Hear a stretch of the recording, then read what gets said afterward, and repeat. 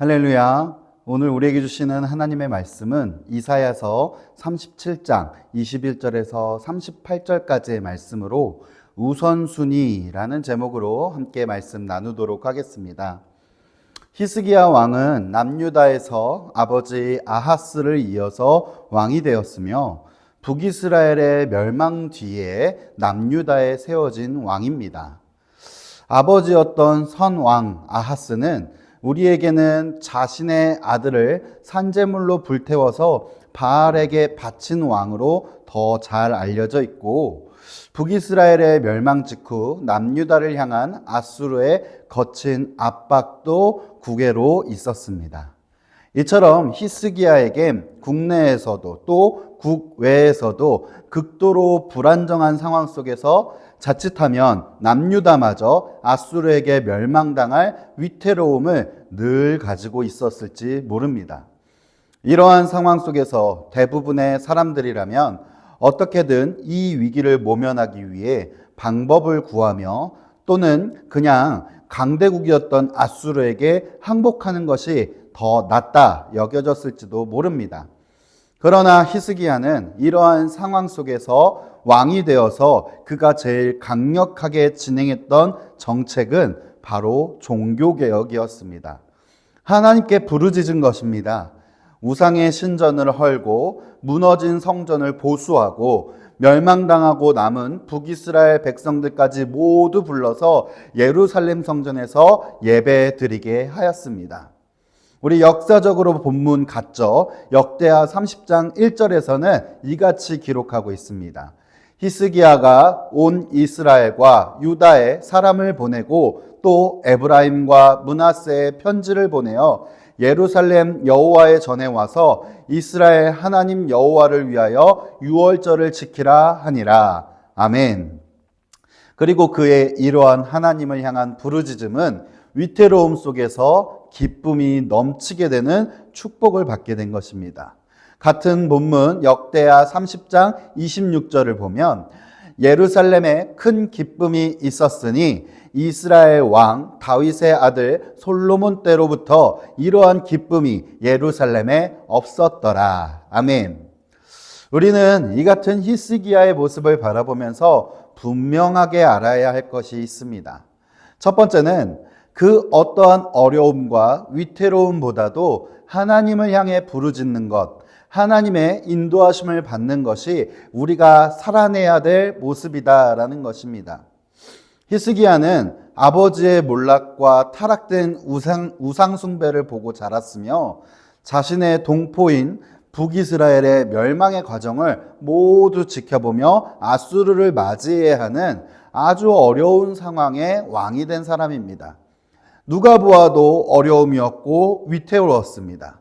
하지만 그의 선택은 아버지가 외면했고 북이스라엘이 자만했던 하나님을 향한 겸손과 하나님을 향한 예배를 철저하게 지켜내는 것에 최선을 다한 것입니다. 그랬기 때문에 하나님께서는 히스기야 재위 시절에 위태로움도 어려움도 두려움도 아닌 큰 기쁨을 예루살렘에 허락하신 것입니다. 우리가 살면서 여러 위기를 맞이하는 가운데 하나님은 우리의 중심을 지켜보시는 하나님이십니다. 그러할 때 우리가 하나님을 향한 마음을 가장 먼저 두었을 때 하나님의 인도하심을 받으며 그 가운데 위기 속에서도 빛을 바라보게 하실 줄을 믿습니다. 할렐루야. 두 번째로는 하나님은 모든 상황을 알고 계시는 역사의 주관자라는 것입니다.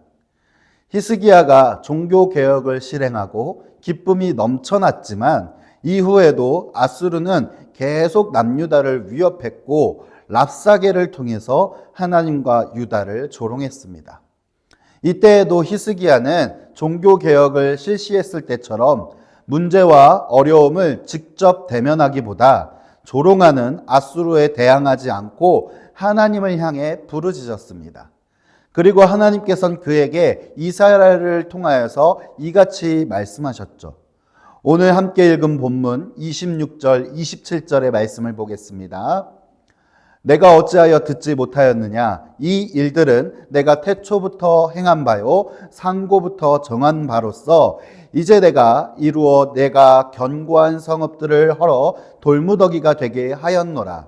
그러므로 그 주민들이 힘이 약하여 놀라며 수치를 당하여 들의 풀같이 푸른 나물같이 지붕의 풀같이 자라나지 못한 곡초같이 되었느니라.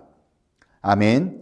그렇습니다. 아수르가 이렇게 강력해진 것은 하나님의 계획이 있으셨기 때문입니다. 그들이 강해서가 아닌 하나님께서 정하시고 북이스라엘의 심판의 도구로서 사용하시고자 하였기에 그들이 강대하게 되었을 뿐입니다. 하나님은 이처럼 모든 역사를 관창하시는 창조주 하나님이십니다. 그래서 하나님의 백성이 하나님을 찾을 때 응답하시는 하나님이신 것이죠. 우리의 어려움도 아시고 기쁨도 아시며 우리를 누구보다도 잘 아시는 하나님이십니다. 이러한 전능하신 하나님이신데 우리가 이 하나님이 아니라 다른 것을 의지한다면 그것만큼 어리석은 것은 없는 것입니다. 모든 상황을 주관하시며 우리에게 늘 좋은 것으로 인도하시는 하나님을 의지하시는 복된 하나님의 백성 되시길 간절히 소망합니다. 마지막으로 하나님은 어려움 속에서 피할 길을 열어주시는 하나님이십니다.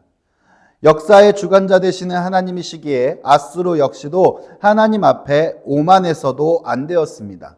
그러나 아수르는 랍사게를 통하여서 분명하게 하나님 앞에서의 오만함과 하나님을 모독하는 모습을 보여주었습니다.